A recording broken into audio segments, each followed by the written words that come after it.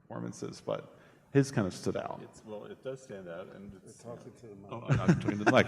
And he's in nearly every frame in the movie. Yeah. And he was a great, great collaborator, and a very, very generous to the other actors, and very, in every minute with Guillermo. And I think they really, really bonded in a way that you rarely see. How did they kind of connect? Or It's just one of those. I think it started long before the movie was started shooting. Mm-hmm. I think it was like very, very kind of a mind meld kind of thing, and you have to have that kind of trust in making a movie that demands this much of your actor. Yes. Yeah.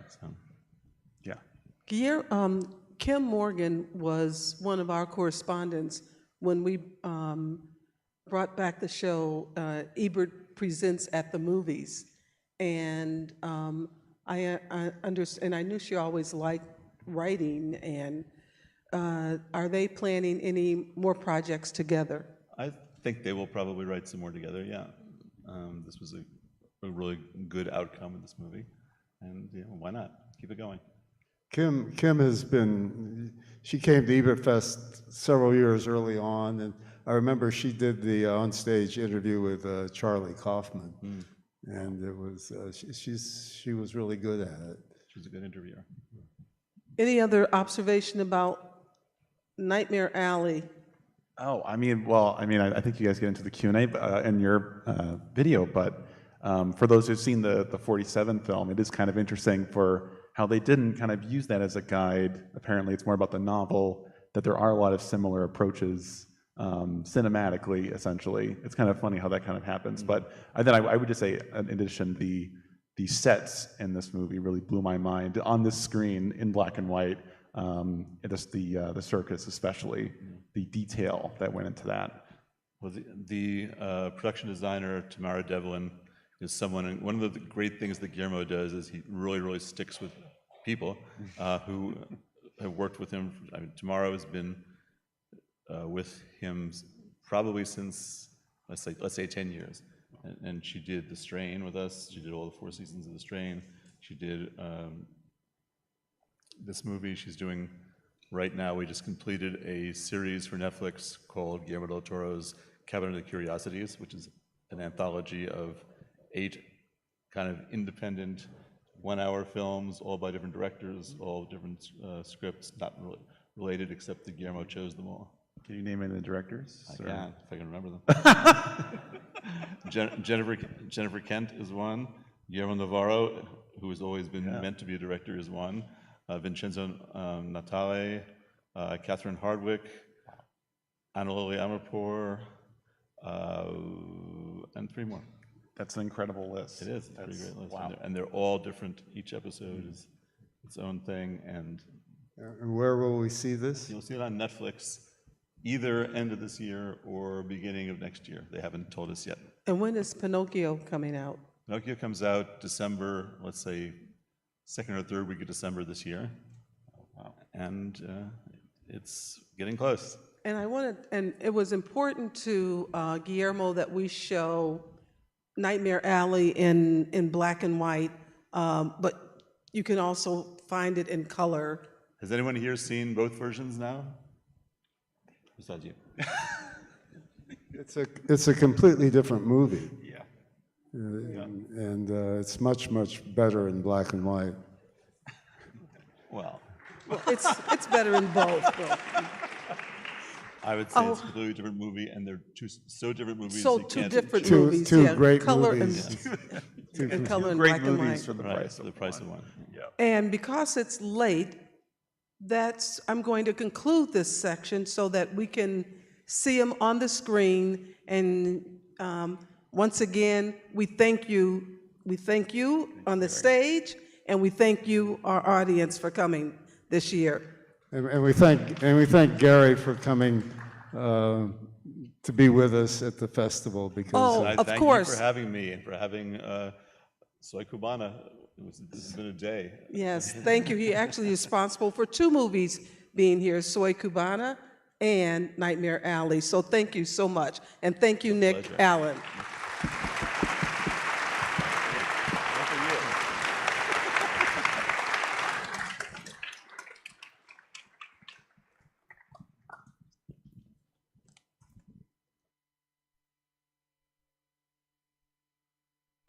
Nate wanted to start off with, he actually had some very interesting questions he wanted to start off with. Let's do it. I don't know how interesting they are, but they're questions. You did mention in your introduction that this is a contemporary film. I mean, your films in the past have dealt with political and social and cultural issues of the moment. What would you say that this film is dealing with? I mean, Shape of Water dealt with 1950s America. Pan's Labyrinth was the Spanish Civil War. Yeah.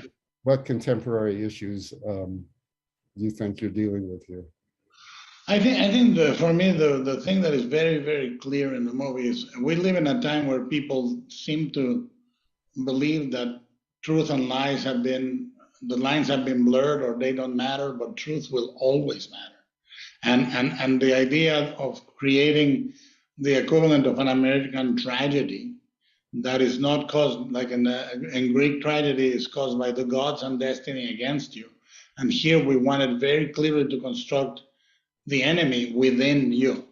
How we geek ourselves. We get geeked or geek ourselves into a position that is as inexorable as tragedy, but is the mechanism of self and the flip side of the American dream. I think that this idea, the insatiable idea of success, the insatiable idea of wanting more, the fact that we are, I think, in one of the cruelest times.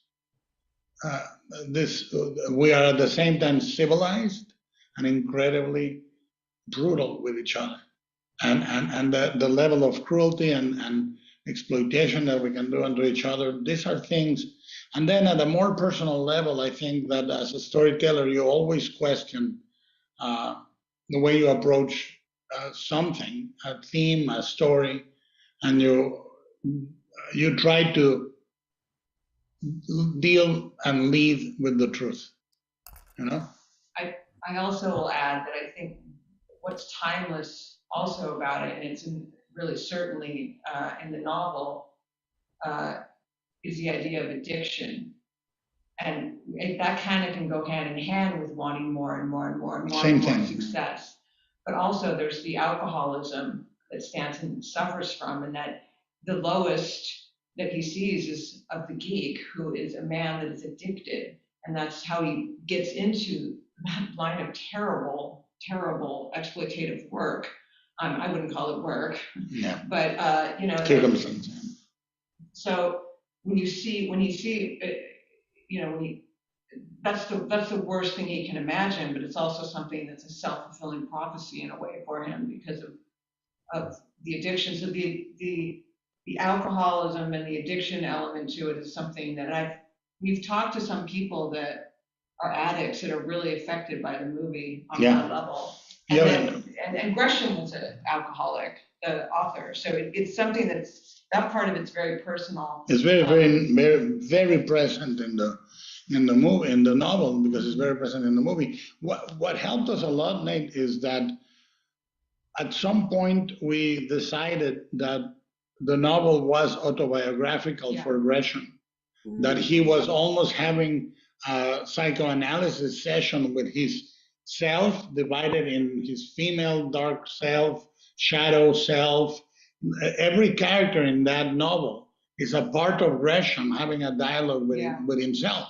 And when he committed suicide in the same bedroom, in the same room in a cheap hotel in New York, the Dixie Hotel, where he wrote the novel, same room, he had one of the cards that he had in his pocket said, "You'd rather die than face the truth." Ah. It was printed professionally. And we thought that is the North Star. We decided that the entire movie was prologue to the final 4 or 5 minutes of the film. We said, we're building a prologue to a finale.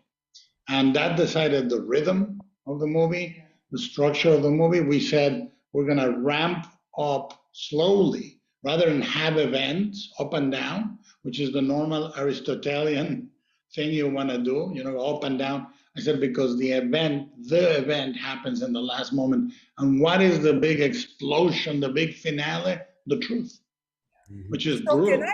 so I have to ask this because I did not know, I have not read the novel. For some reason, I thought that the flourish of the movie, and by the time that we are showing this, our audience would have seen it, was yours. I did not know. Is that the ending in the book as well? The ending on the book ends one line earlier. Yeah, which is, Do you think you can handle it? yeah, That's, Ah, no, do you know what a geek is? you know what it is. You know what a geek is? Yeah, that's the ending. And we thought we needed that extra line, which existed on the Edmund Goldwyn movie, but it was the one word of difference. One word of difference, yeah, which we talked at length about, and even like had some, not arguments, but No. very intense discussions just about a word, which is, you know. Which Mr. I was made for it, Or Mr. I was born for it, and it was I said born is the word. Yeah, born. oh my God. You know what? Even you're saying it now. That was so powerful. In the movie theater, we all gasped out Yeah. loud. It was Well, such a strong ending. to be born would be, I found to be so much sadder. And more and he believes that's his destiny. He believes that. I mean, what I think. I don't. It's almost as if you don't want him to think that. Yeah. It depends on how. One of the things I really merged Stanton and Gresham. It was such a fusion when I was researching and when we were writing this that I could not get Gresham out of my mind as Stanton. And when I read Nick Tosh's introduction to the New York Review of Books, when they re-released Nightmare Alley, the novel, he wrote a great introduction. He'd done a lot of research on Gresham, and he found a note that he had said, Stan is the author. Stan is the author, meaning Stan is me. So basically, Stan is me. And, there was so much about Gresham that was fascinating because I felt that he was a seeker. He joined the Lincoln Brigade in the Spanish Civil War. Which is where he heard the story of the geek the first time. Yes. In a little town in Navarra. Yeah. And by Clem, that's who Clem's based on. Yeah, the Carney that told him the story. He was so horrified by the story that he said, I had to write it out of me. I had to write that out. So that was the inspiration for Nightmare Alley. So he himself was drawn and horrified by the geek, just as Stanton is in the movie. So there's really a mirroring of them. And then, of course, in the movie, there's a lot of mirroring going on and circular. The movie is built as a circle. Yeah, but we can talk more. I mean, I'm sorry, I'm going all over the place with this. No, I have to ask you, how did you know? I mean, this is one of the greatest roles for Bradley Cooper. How did you know that Bradley Cooper would deliver like? It's funny. Kim brought his name up first. She said, "What about Bradley Cooper?" And we discussed. Every time I cast a part, I cast eyes. Oh. That's what I mean. I'm interested in the actor's eyes, and his eyes have an almost childlike innocence, and then they have cruelty, they have madness, they have brilliance. So I knew that he could fit. Those eyes could fit the character in all the journey, and then we met. I think so. The course of the shooting of the movie, we became like brothers. Like we I know this sounds highfalutin, but it's completely true.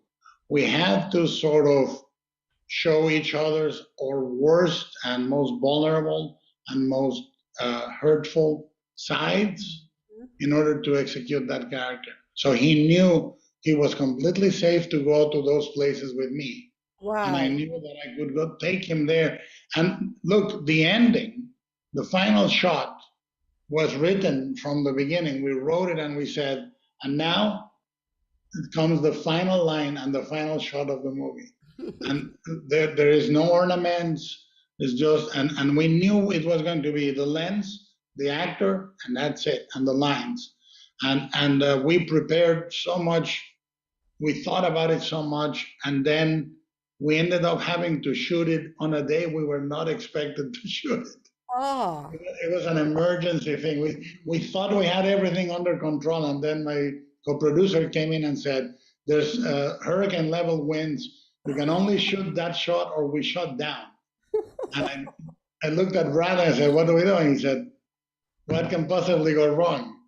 And we rehearsed a couple of takes, and what you see in the movie is the first complete take. The first complete take. wow. We It's so, got it. so powerful. And I have to, okay, I'm going to tell you this, Kim. When I watched Kate Blanchett's performance, sometimes I kind of projected you on the screen. Yes, I think you really, tell us how you thought of Kate Blanchett as for that role. Well, Kate was, I mean, we just thought of her right away. Right away. We wrote it for her. You know, I mean, we thought she was perfect for Lilith. She has the power to play her, but we wanted to have Lilith have something. We're Yeah. not sure what. An oblique secret and Something a happened. humanity. Even in Yes. her. Yeah. So that there was a little bit more, a little more complexity to Lilith, so that she wasn't just. A femme fatale. Yeah, But we talked about this very It carefully. was really, it was not a one-note performance. You're right. No, There no, was no. nuance and You got complexity figures of something. humanity. Yes. Yeah, when And there's people that root for Lilith too. I do. You know, so. It's funny, but when we were doing table work with Kate says, "What do you think I am?" And I said, "The truth. Mm. You are the truth. You're the Kate- one." Kate called herself an avenging angel. An avenging angel, yeah. And what we thought is, I mean, Kim has a thesis that you very well know about femme fatales being characters that are fascinating for their agency, and that within the constraints of genre, they had to be punished, but they were really characters of agency. So we gave Stan 3 fathers and 3 mothers, so to speak, 3 female figures and 3 male figures to go through a journey. And we knew that we wanted the 3 characters, the female characters, to come out unscathed or triumphant of that relationship. And we jokingly call them an homme fatale. Yeah. Which is, let's follow, like you do with in Too Late for Tears. You follow Elizabeth Scott from her point of view. And that's really an interesting device that we like. Yeah, that And was a movie that was important. And we said, let's follow Stan like you follow Elizabeth Scott. And in fact, there's a little quote, the money bag is the money bag that Elizabeth Scott has on Too Late for Tears. And when he falls on the ground with all the money, I used to call it the Too Late for Tears top shot. Yeah, the thing about femme fatales having agency, I think sometimes, just a theory, I mean, but that I think one of the reasons women like watching them at the time too was, yes, they always really had to be punished often, but there was something exciting about them because they're doing things outside The housewife role. the housewife role, the normal constraints of society, what is expected of them, and they're rebelling. Now, some of them are, obviously doing terrible things, but I think there was a fascination in watching that, and that was one way you could watch that. Of course, they had to be punished, but because I think the code, what is fascinating is the Gresham did not in the novel. no, he didn't. And But- he didn't punish anyone for immorality. or Although what I think- they would consider immorality. I think the character of Lilith in the novel is not, for me, the character we created with that base has a lot more sides in it. But what I'm saying is they all survived Stan's. Yes, of course. They all survived Stan's. I think we should let Nate ask a question. Sorry, we're now. I wanted to ask how, Nate, I'm going to give you the next question, but I'm really curious about this. How did you two collaborate? What was that process like? Well, we broke down the novel. We broke Yeah. down the novel separately. Like each of us made a shopping list. And then we went through and pretty much transcribed the whole novel, so we had all of the dialogue. On a final The draft. dialogue is so The dialogue in the novel that Gresham has sometimes is verbatim in the movie, just a little edited. Yeah. But he is one of the great dialogue writers in literature. He has the patois and the rhythms Yeah. and the slang. So we put that in a document, an electronic document, and then we started editing, and each of us would write a scene or scenes, come back to the other and let the other rewrite it. Yeah, or then it would come back and I'd say, no, I'm going to putting that back in. I don't like that you took that out. Yeah. And then we'd have discussions. And then at the end, we wrote together. Yeah, and then at the end, we're side by side writing it together. But yeah, it was an interesting way to do this because Very. you sort of are free to look at it yourself.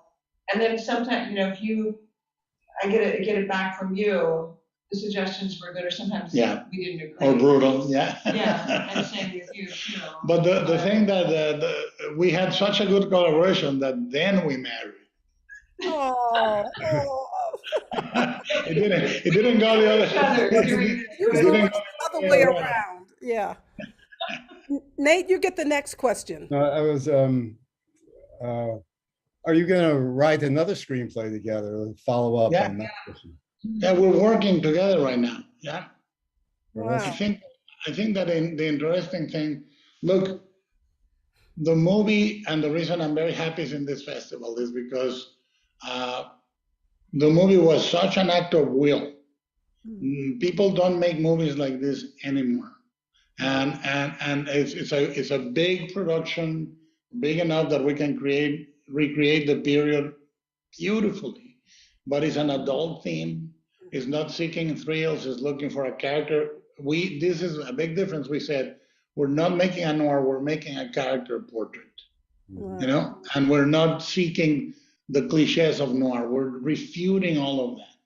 Okay. The spinning fan, the Venetian blinds, the slow voiceover while the dame smokes a cigarette, all that. We said we're not doing any of that. We're making something based visually a lot on American realism, and whether is we're basing it on Thomas Hart Benton, or we're basing it on Grant Wood, or we're basing it on every American realist painter you want to think. Edward Hopper a lot, and we watch a lot of pre-code films. a lot of pre-code films which had the edge but didn't have the genre to justify avoiding the code. Yeah. I think pre-code was very useful because it didn't have the superimposition of the morality of the code. Yeah.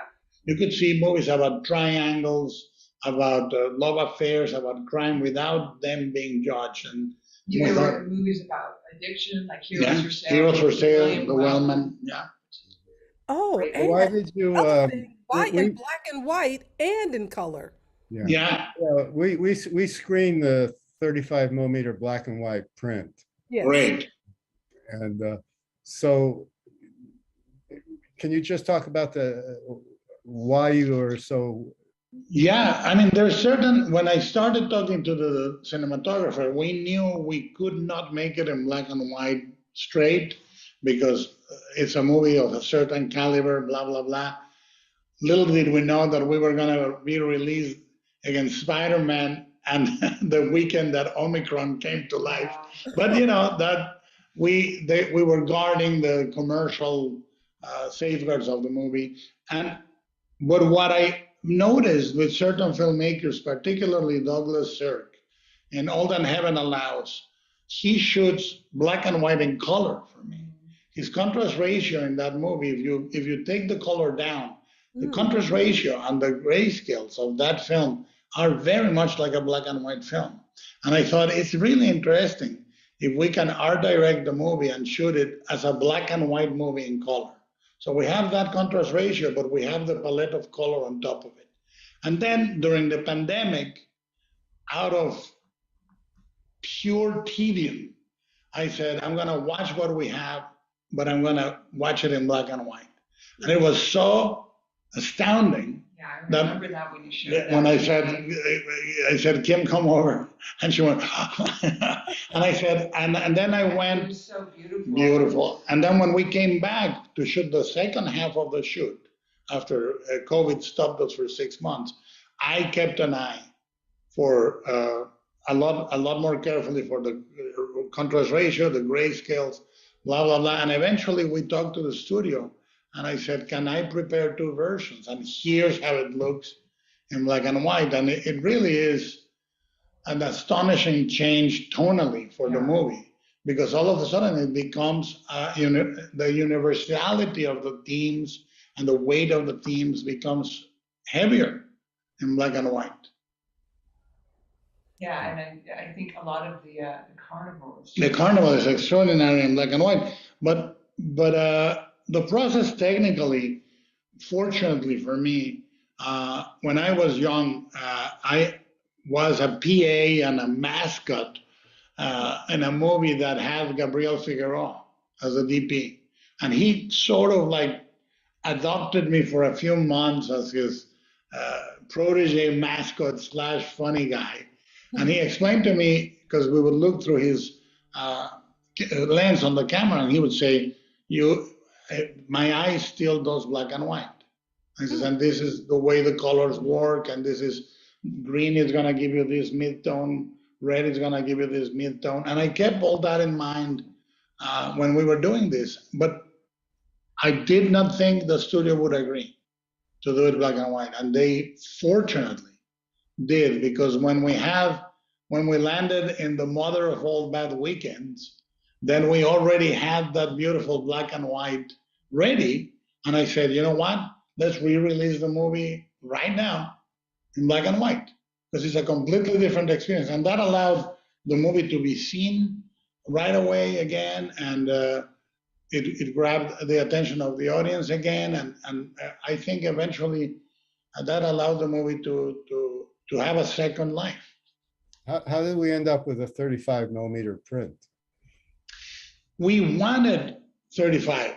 We wanted 35.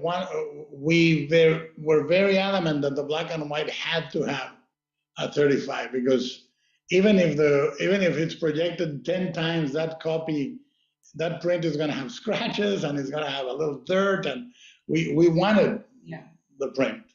And we wanted to show it at the New Beverly in Los Angeles, which only shows prints. And, you know, Kim has a very close relationship with the New Beverly. That's my favorite theater. Because I've written for them. Yeah, and we had this dream. Can you believe it? I was so excited when it was on the marquee there. She took a picture. I know, it was a thrill for me. I mean, I'm 58 almost. And I was giddy to have a black and white movie in a 35 print. And I have to tell you, we are giddy. I'm saying this. I'm hoping that Roger is watching this film in black and white too, because over the years you've had so many conversations with him, and people throw around the word genius. You both are highly intelligent men, but he thought you were a genius as well. And one of the reasons that I was so curious about your collaboration is because I know Kim, and I know that the way that her search and her research about film history was so meticulous. And also when we talked about films, I know that she also put in all the work and all of the time. And so I think that having you two make this together is just so beautiful to me. I'm just really thrilled with you both. So great to me too. I agree. I'm gonna get teary about it, but Roger was so wonderful to me. Meant a lot to me. His support. I think it's the voice. I think he is the voice in cinema that I miss the most. Yeah. By far. And may I declare that I'm not only this lady's husband, I'm also a fan. Oh, thank you. And a huge fan. I love that. Every day with her, every day we feel like we are in a mutual college class. And we illuminate every movie we see. We illuminate it from each of our sides, and it's a much better life for that. Yeah. Why don't you just a question back to my first question. How do you see, what is this film telling us about where we are as a society, as a culture today? I mean, are we Look, all gonna end up yeah, as geeks? I mean, I think, Nate, one of the things that I've been studying for many, many decades, because I'm a terrible magician, but I'm a big aficionado of magic and mentalism and so forth. Mentalism and magic depend and trust the fact that the person being fooled wants to be fooled. In other words, we like the bias of confirmation in magic and in the mental acts that stand us. And I think as a society, we right now have curated or feedback from reality through any social channels, reading, that we create an echo chamber that just reconfirms what we want to believe, as opposed to the way it was in the past, where we had coordinates that were exterior and we sort of echolocated reality by having different points of view. Now we can curate our own reality in the way that Stan curates it for his victims, so that they can listen to what they want to believe in. And I think that's one part of it. But I think that there is almost addiction to that. We talk about addiction with success, which is I always say the American dream comes with a nightmare, 100%. So success is a torture machine.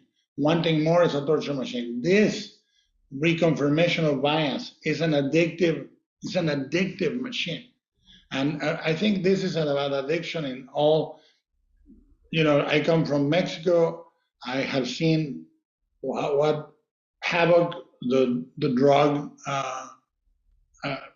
dealing has done to my country, has corrupted it and rotted it from the start.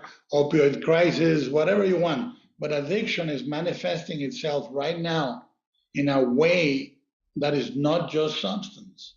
It's a spiritual, it is intellectual, it is, I think, incredibly dangerous culturally. But we are rats pressing the red button constantly, and I think these are things that are in the air. I think the other thing that we felt very acutely, there is an anxiety in the movie where everything can disappear in 2 seconds. The bottom from under your feet can be pulled, and which is very now. And there's also a fear that you're running away from, but also running towards, which I think Yes. There's the fear of this kind of attraction. Gresham called it the dragon, because he talked a lot about his anxiety and depression, and the author of the novel, and I think to drink it away, you can't.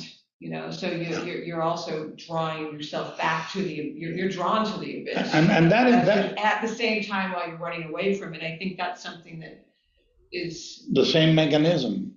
Yeah. But I think it's expressively in the movie. It's verbalized by Pete. It's verbalized by Lilith. I mean, it's laid out and flayed out in the movie in his own history with his father and so forth. And I think. And that's why it was so important in the first line when he talks to the geek. Yes. The first time he speaks, the first words he speaks in the shadows.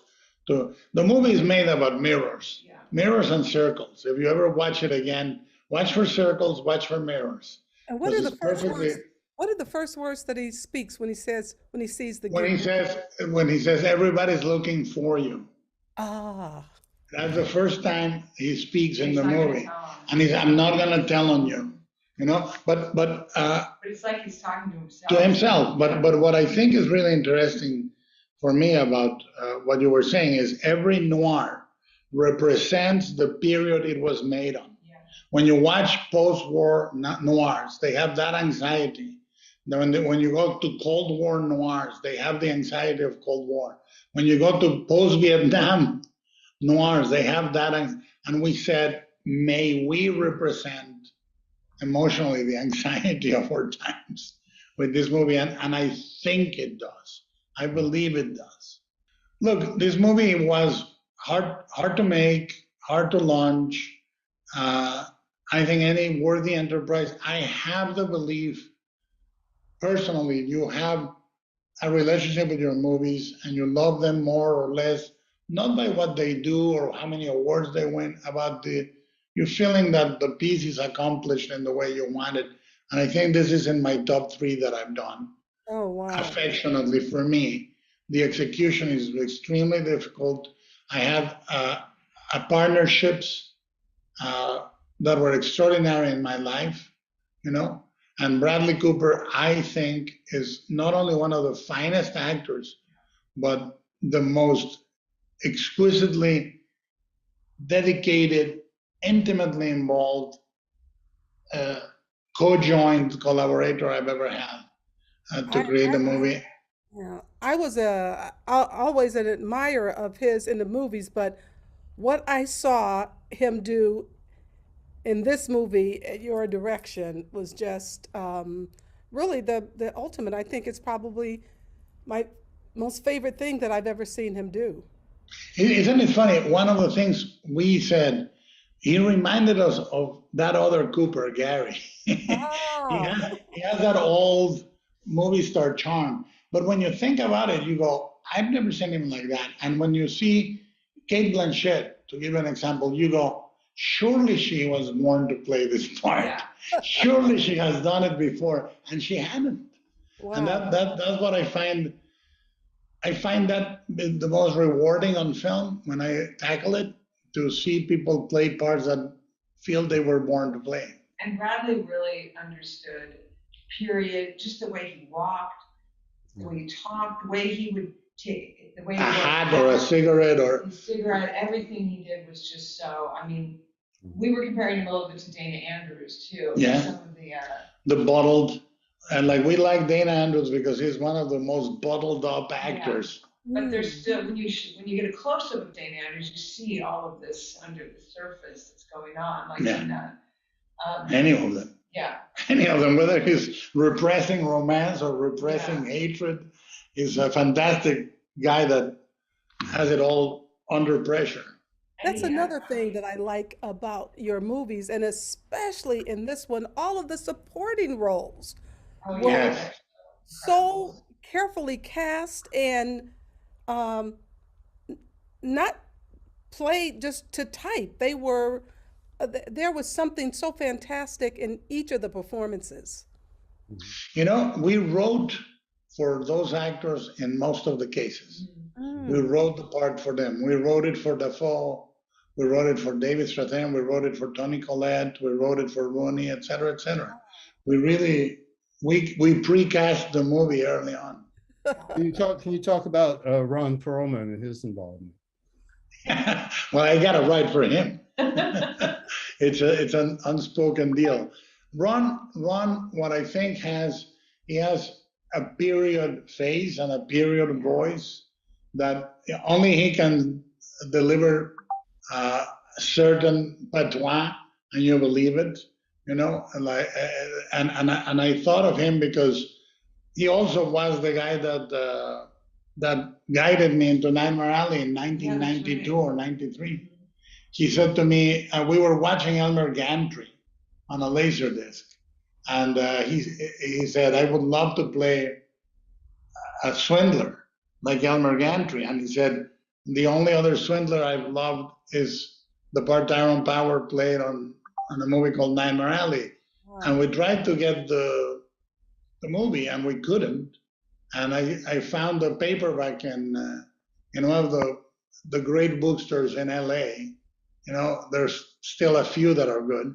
And I looked in the used section, and I found the paperback, and immediately fell in love. But Ron was in the origin of it all. And one note we have, just to mention, Romina Power has a little moment. Oh yeah, Romina Power, Tyrone Power's daughter. I mean, there's little Easter eggs in the movie. She is the woman that picks Bradley up from the floor in the cabaret when he faints. She's the daughter of Tyrone Power. The banner of the geek is the same banner that in the first movie. The screams of the geek came from the archive, and we redigitalized them. And they're the same screams of the geek from the first movie. Wow. The entrance to the carnival is exactly the entrance to the carnival in Strangers on a Train, and so on and so forth. There's a few little nods and winks. And what about the little books that they looked at, the booklets that they were looking in? Were those your drawings or things? Because No, but I've seen they're you. based I've they're seen based you. on yeah I've they're seen based you on when my you had diary. your books. Yeah, they're what? They're based on my diaries. Oh.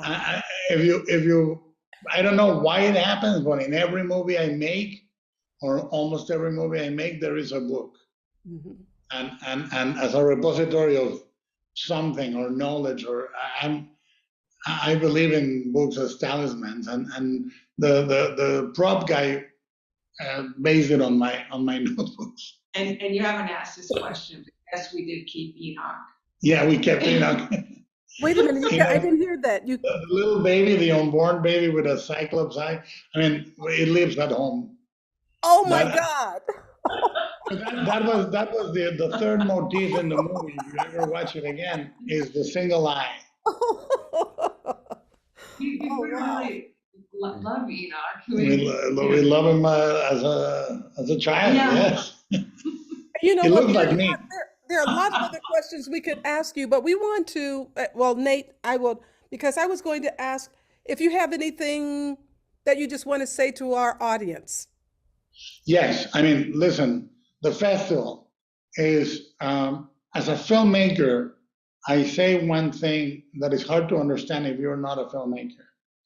For everybody watching is a filmography. For everybody making them is a biography. The weight and the scale of the monumental task of making a movie takes years of your life and eliminates all possibilities of social interaction. The movies become your albums of life. And your festival is sacred in that way, because when a movie lands in a way that you feel needs to be repaired, reassessed, or healed, in my case, you have now given me the opportunity to have two films that I adore, that I consider some of my best, that for different circumstances needed this moment. And I think, other than the opportunity, the greatest asset that festival has is its audience. Because you are going to land in a place that loves film, that knows films, and that can read films with the same care that you write them. Because I believe that we exist in a moment in time where the almost the simplification of film can turn us illiterate if we're not careful in the audiovisual language of film. The moment in which we talk only about plot and characters, which are the most superficial, the most accessible levels of film, and we don't talk about how they land in the history of the genre, how they land visually, how the brushstrokes of a camera move, or a color palette, or a light and shadow language define 60% to 70% of what tells the story under the water. This is the place to do that. This is a place that shows you a movie, and then there's coffee shop talks, long dinners about it. So thank you for existing, and thank you guys for being there. And thank you to all the contributors, because I know how hard they work. I did a Q&A years ago. There's so many great writers that write for Roger Ebert, and also that come to, I know I can name some people. I don't want to forget anybody. I'm going to say hello to Sheila. Sheila O'Malley. Hello, Sheila, yes. And If I may, I want to say. And others, if I forgot, I'm sorry. But I know how hard everyone works, and they do. There's so much beautiful writing, and people that love films, and they're keeping it alive, and it's such an honor to. And it's rare that the legacy that Roger did and that you hold so carefully and so brilliantly cannot disappear. Cannot disappear. We on this side of the screen will do everything we can to keep this relationship going.